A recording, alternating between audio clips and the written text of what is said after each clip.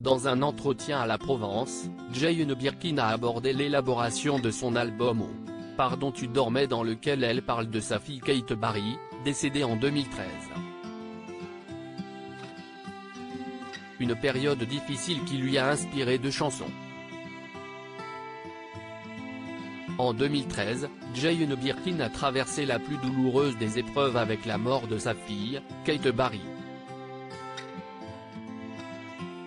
Alors que cette dernière venait d'aménager dans un immeuble du 16e arrondissement de Paris, elle a fait une chute mortelle du 5e étage. Elle avait 46 ans.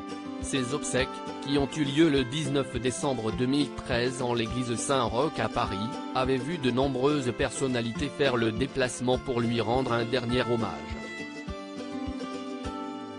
Elle repose au cimetière du Montparnasse, non loin de la sépulture de Serge Gainsbourg. Un album élaboré en pleine période de deuil, actuellement en tournée dans toute la France pour présenter son 14e album Oh, pardon tu dormais, Jane Birkin s'est confiée dans un entretien à la Provence ce samedi 21 janvier. Elle y a abordé la disparition de sa fille, un moment difficile qu'elle évoque aussi dans son opus sorti en 2020. D'ailleurs, c'est cette épreuve qui lui a permis de coucher des mots sur le papier et d'écrire deux chansons.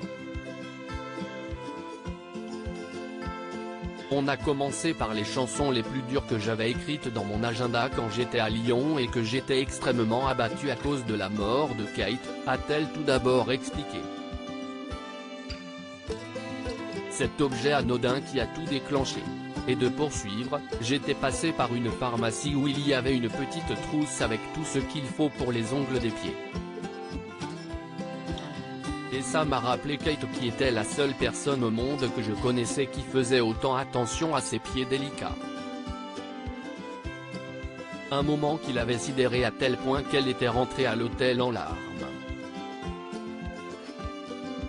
Sur place, elle avait pu compter sur le soutien de son directeur artistique, Philippe Le Richomme, qui lui avait recommandé d'écrire ce qu'elle ressentait. Et ça a marché. J'ai écrit Les murs épais et cigarettes. C'est Étienne Dao qui a réalisé l'album avec elle, note de la rédaction, qui a trouvé le titre pour Les murs épais.